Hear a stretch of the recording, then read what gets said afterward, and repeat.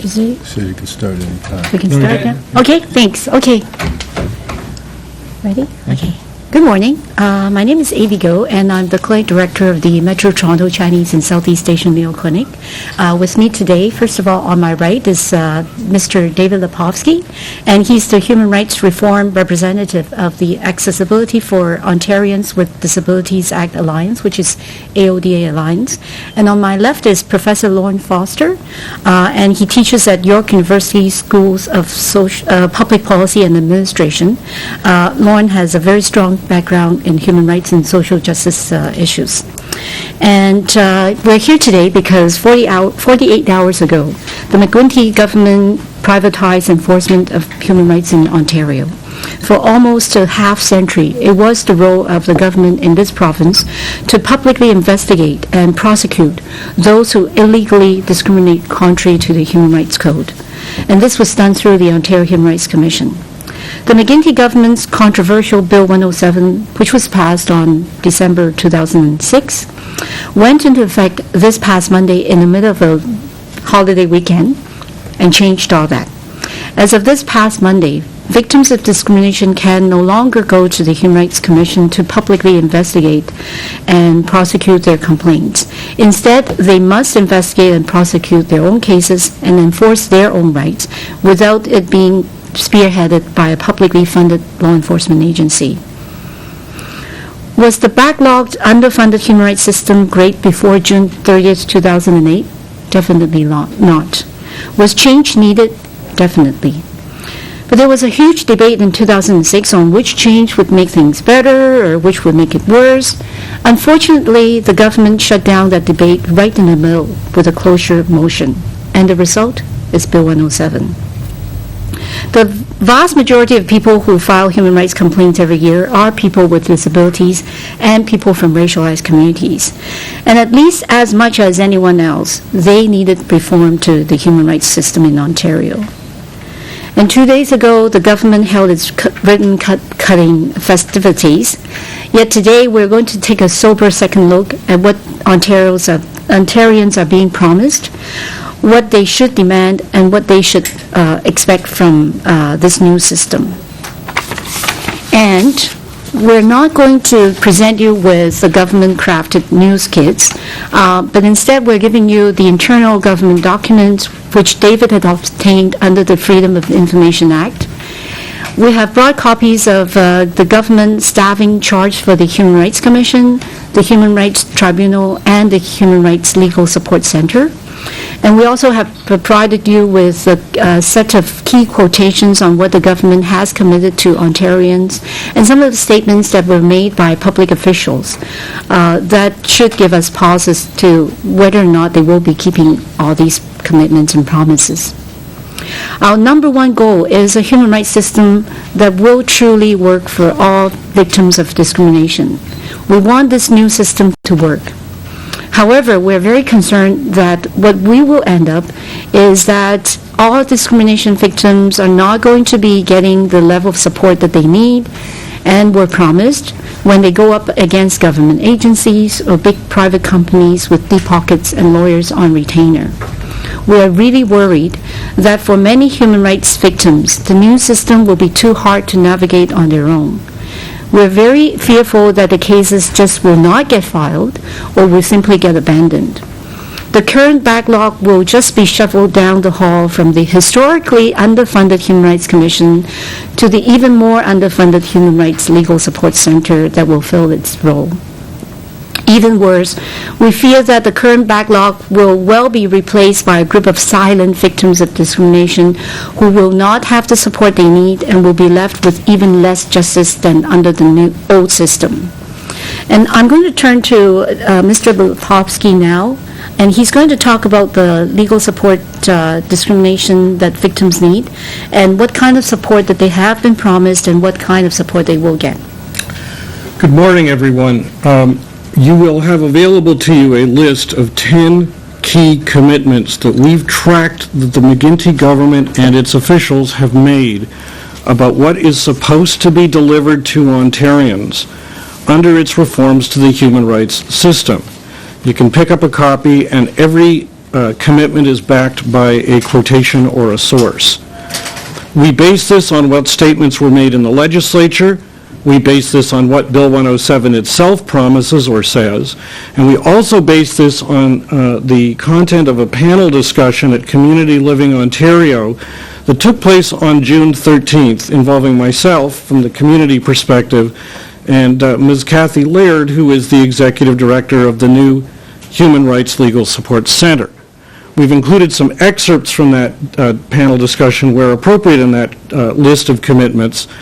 But if you want to hear the whole thing to make sure that we are getting it right and we are getting it fairly, you can download it from our website, and we've provided a link to the MP3 of that panel.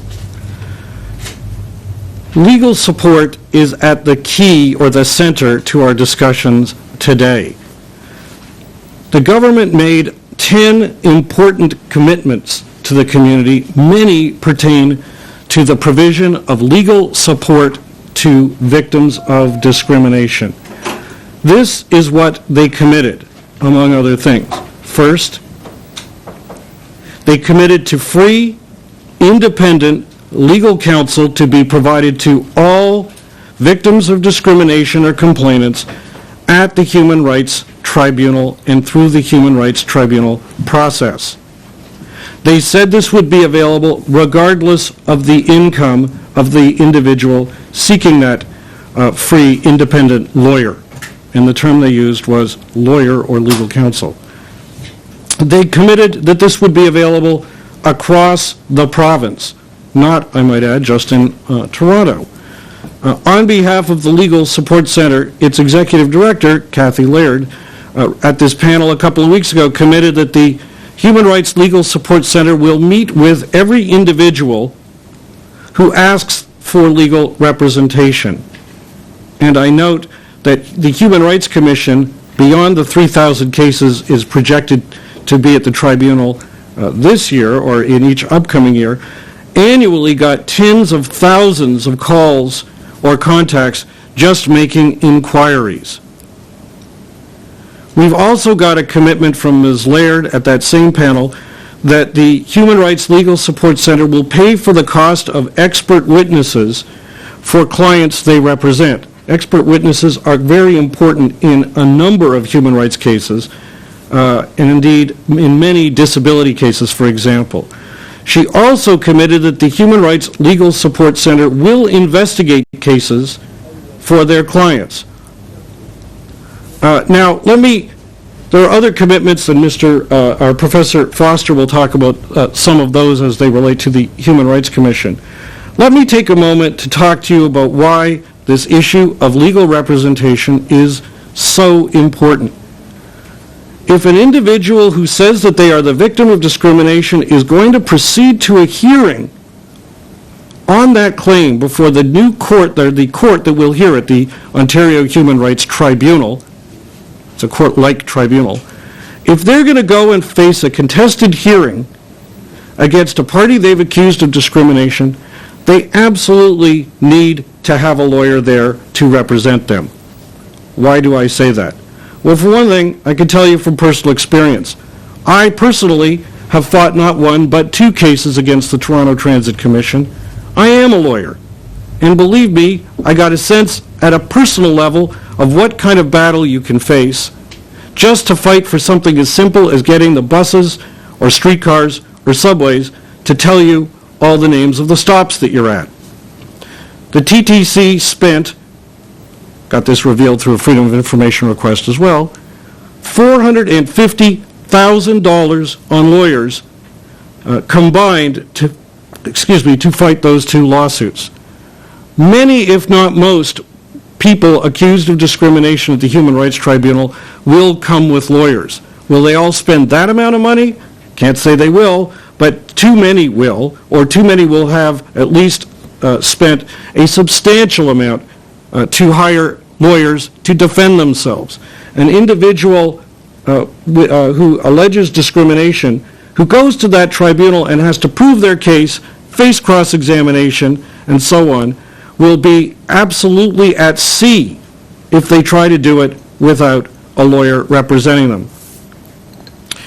Now, That alone would be difficult enough at the current system. Under the current system, when a case went to the tribunal, and we agreed that too few did, but under the current system, at least when cases went to the tribunal, it was after they were investigated and vetted by the Human Rights Commission, and they involved public, government-funded legal counsel for the Human Rights Commission playing the role of public prosecutor.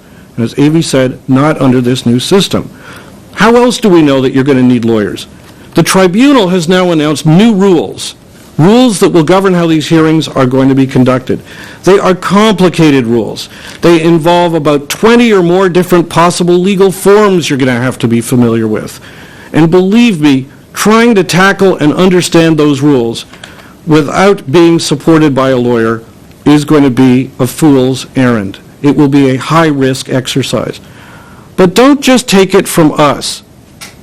Take it from the very experts on human rights reform that the Ontario and federal governments turned to in the 90s for advice, and who the McGuinty government said they're listening to. Mary Cornish, Toronto human rights lawyer, wrote one report at the Ontario government's request. Former Supreme Court Justice Gérald Laforêt wrote one for the federal government. Both of them identified the importance of discrimination victims having representation at human rights tribunal hearings. The document with the 10 commitments you have include those quotes.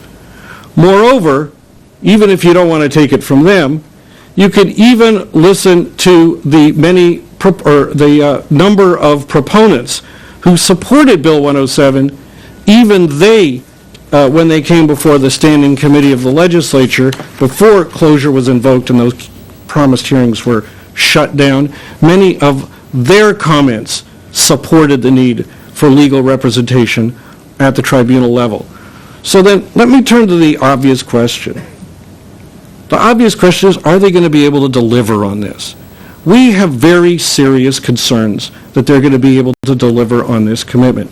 Yes, some will get legal representation, but that's not what they promised. They promised it for all. Lawyers for all. Why are we concerned? What is the basis of our concern? Well, we have several. First, I attended the budget lockup last March and asked government representatives what the budget would be for the Human Rights Legal Support Center. And I was told at the time that the budget for this upcoming year was going to be $4.6 million. That is about a third, and certainly less than a half, of the budget of the Human Rights Commission. And if the Human Rights Commission was backlogged, delayed, and incapable of handling in a timely way its caseload, it is impossible to see how the Legal Support Center will be able to do more with substantially less. Not only do we expect that there's going to be unrepresented people going to the Human Rights Tribunal, the Human Rights Tribunal itself is projecting that there will be some parties coming forward unrepresented. In designing their rules and the materials supporting them, they are planning for the realistic expectation that some discrimination victims will be unrepresented. The question will come up, how many hearings will the Legal Support Center be able to handle per year? We know that they expect 3,000 complainants per year to go to the tribunal. How many hearings? And they've also been promised a hearing within a year if they don't want to settle their case. How many can the tribunal the Legal Support Center handle? At that June 13th panel I referred to, involving the executive director of that clinic, I asked that very question: how many hearings will your center be able to handle? And the answer was that she couldn't say, and that's 2 weeks before they were opening their doors. What did we learn from our Freedom of Information application? You've got their organization chart in front of you.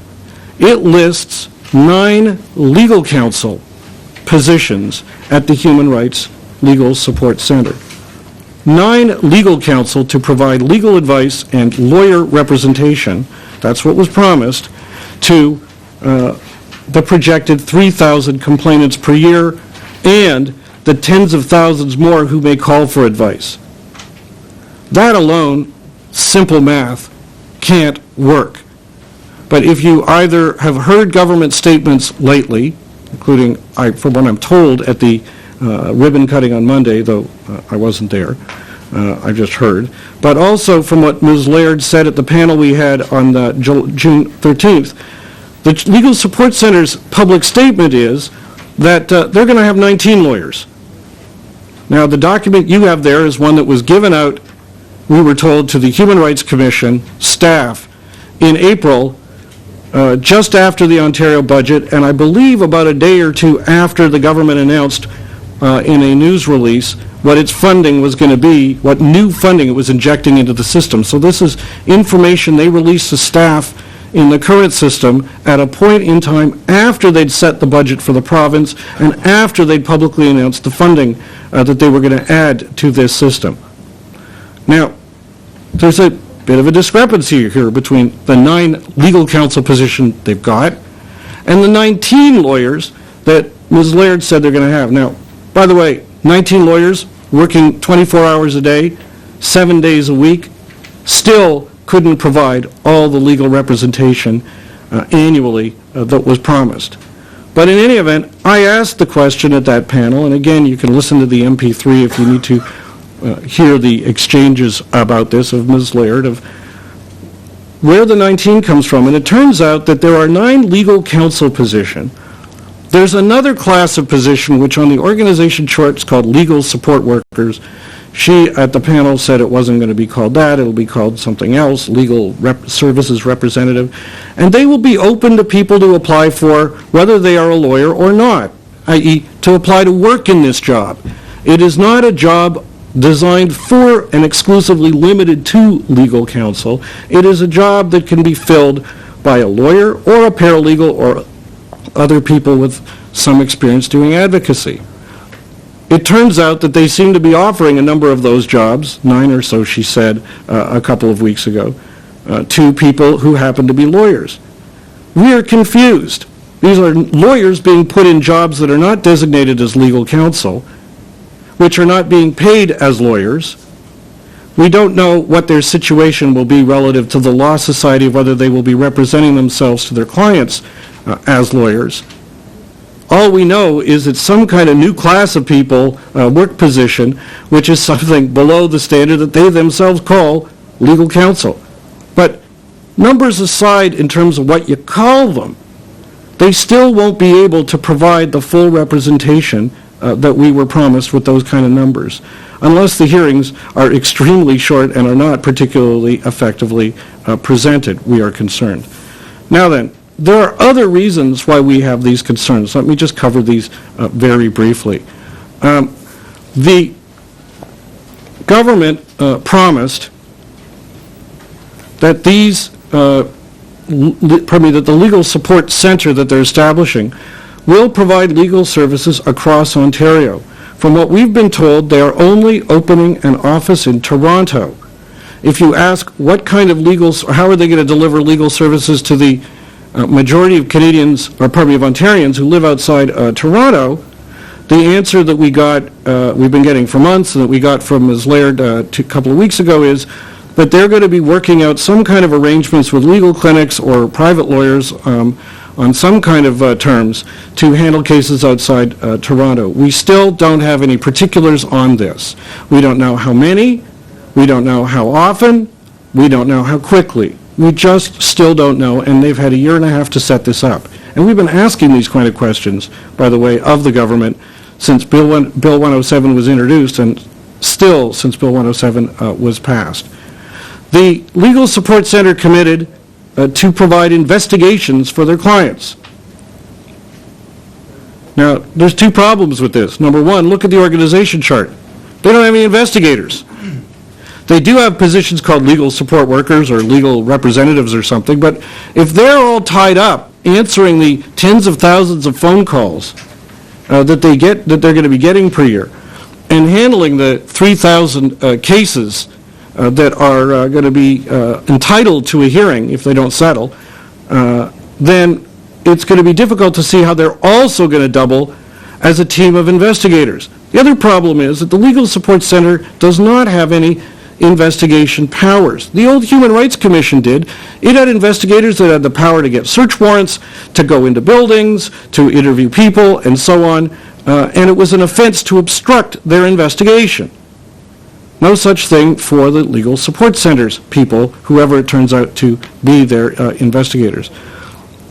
Let me just talk about one other consideration that bears on this question of legal representation. And this is no small consideration. We don't know how the Legal Support Center is going to decide which cases they're going to take and which they're going to turn away. We do know from statements by the person that was hired by the government, a woman named Helena Burt, to set up the Legal Support Center, that they will be expecting to have to turn some cases away or just, in some cases, give people advice on here's how to go do it yourself. My words, not hers. Or here's a briefing on how to handle a mediation. Here's some information and tips. Go do it yourself. We won't be going with you. Some people will get full legal representation. Some people will get a lawyer. Some people will get a non-lawyer. And some people won't get anything at all. What we don't know, what hasn't been made public, is what process they're going to use to decide which cases they take and which cases they turn away. And I asked Ms. Laird at that program, at that panel a couple of weeks ago, whether or not the Legal Support Center, when they do turn someone away, if they do turn someone away, whether they'll give them written reasons about why they won't take the case. She had said that they'll turn them away, perhaps, for example, if the Legal Support Center decides the case has no merit. I said, will you give the individual your reasons in writing? And there was no commitment to do so. She said she didn't yet know. That's for all the newcomers. Let me take one more moment to talk about the existing people in the current system. There are upwards, we understand, of 4,000 people with their cases in the current backlog before the Human Rights Commission.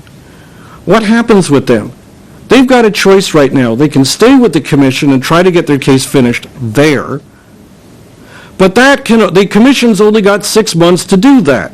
Under Bill 107, once 6 months is up, no matter what's been invested in preparing the case and working on the case, after the 6 months is up, if the case isn't resolved, then subject to some very complicated transition rules that give all of us a headache.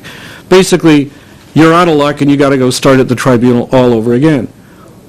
But people in the current system now have a choice.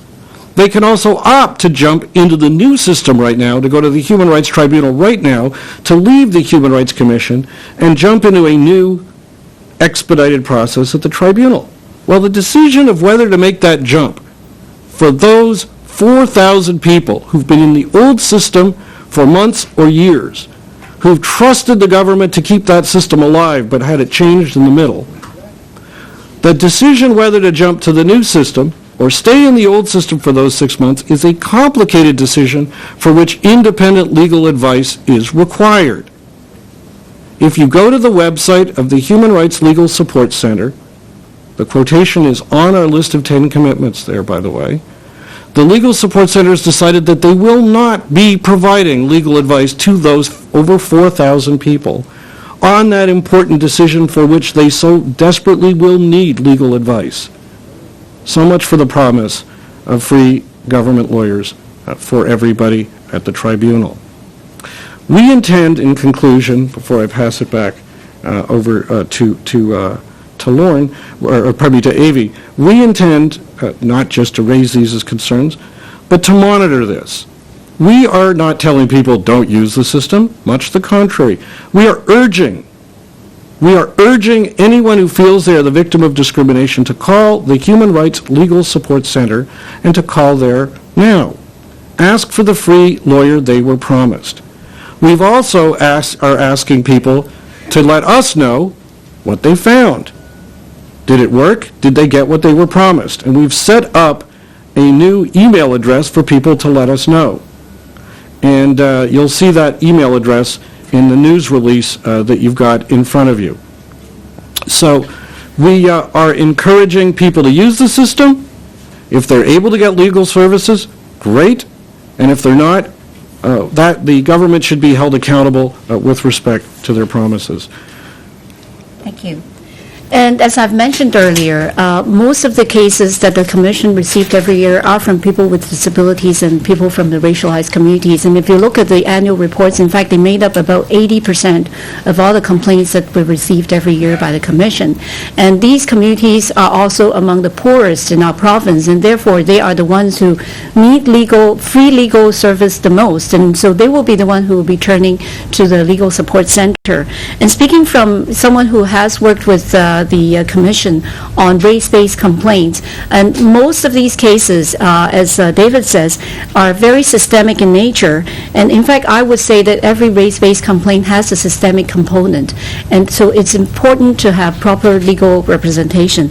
It is also important to have experts' opinions in some cases, which right now, under the old system, the Commission pays for the experts if we go to the tribunal, which is something that, the individual complainants may not be able to do. And also for people with disabilities and racialized groups, there may be other accommodation issues as well. For instance, they may need sign language accommodation, and for many racialized communities, they need interpretations for their first language. So we really want to know how the new Human Rights Support Center is going to provide all those services with 1/3 of the budget that the Commission had received before. But there are other issues concerning the new system, which Lauren is going to talk about, Professor Foster is going to talk about with respect to the Human Rights Commission. Good morning, everyone. So what about the Human Rights Commission? The government made important commitments about it. They said that under Bill 107, the Human Rights Commission would be freed up to devote its resources to bringing forward public interest cases without having to devote its resources to handling individual discrimination cases. What is really happening? Well, we've learned from the Human Rights Commission organization chart, which we're making public today, that the Human Rights Commission's resources are not being freed up to redirect to the investigation and litigation of public interest cases. Much, if not most, of the resources are being taken away from the Human Rights Commission. We predicted this 2 years ago. The Commission is being shrunk or diminished from a high point of around 200 staff to only about 60 positions in the new world of Bill 107. It will be a shadow of its former self. How effective will this gutted Human Rights Commission be at investigating public interest cases? Well, you cannot litigate them without a good investigation. And under the new organization chart, we've learned that the Human Rights Commission will have a grand total of 3 investigators for an entire province of Ontario. Most of the current investigation staff will be gone from this role. This is a hollow symbolism. Just as an aside, I'm reminded of the beginning of the Human Rights Commission in 1961-62 when Dr. Dan Hill became the first director of the Human Rights Commission. He was a one-man show for a while. He did his own investigations. He used to carry around the files in the back of his trunk. I think that we might call this current incarnation of the Commission back to the future. Now, instead of one investigator, after 47 years, 100,000 immigrants a year, and 145 languages later, the province has 3. I think Dr. Hill would be somewhat disappointed with his legacy and a little disappointed with what the McGuinty government is calling progress and modernization. In fact, I've argued in the past that it amounts to a policy of erosion, not inclusion. It is an incremental degradation of benefits and services that have taken 47 years to accrue. Using the term progress to define a restriction of public services is an outright misleading and potentially harmful statement, and harmful to a diverse society. It's a retreat from the complexities of our province and our society. What we see in the new system is that the old gatekeeper is being replaced by a new gatekeeper, as David so aptly informed us, namely the Human Rights Legal Support Center. It's going to decide if you get a lawyer or if you don't get a lawyer, from the discrimination victim, or for the discrimination victim, whether the Human Rights Commission turns you down or the new gatekeeper, the Human Rights Legal Support Center, turns you down, you are for all practical purposes out of luck. For the government to tell somebody you can bring your own case without a lawyer is a hollow formality and not a meaningful right. In the 60 years of the formal human rights movement in Ontario, the province has changed dramatically in terms of demographic complexity. Ontario has been redrawn along linguistic, cultural, ethno-racial, and ability lines. Society is filled with new complexities. Because of this, we've always argued that the McGuinty government should not retreat from the complexities of society. Instead, if the province is going to develop a coherent set of prescriptions for progressive change to the system of human rights protections, it needs to listen in order to have the nuanced understanding of the interests of Ontario's diverse communities. When the McGuinty government was making its case to the public about Bill 107 in 2006, one of the big selling points about being sensitive to diversity and showing that it really means business about battling racism and disability discrimination was that it was committed to set up the Human Rights Commission 2 new offices, an anti-racism secretariat and a disability rights secretariat. The government is legally required to set up these according to Section 31 of Bill 107. If you look at the Human Rights Commission's organization chart that you know how you should have access to, you will see no mention of either of these offices. David Lepofsky and I both called the Commission Monday to ask for them, and we were both told they don't have any. At the time, we thought the promises of those secretariats was window dressing, but we stood to be proven wrong. Well, if none are established, 18 months after the government legally committed itself to establish them, they don't even rise to the threshold of window dressing. Unless we're mistaken, the government seems to be disregarding its own law. And now I want to turn it over to David to continue. Just 1 minute on one other issue. Some of you may know of my involvement leading the movement for over a decade to get a strong Disability Act passed.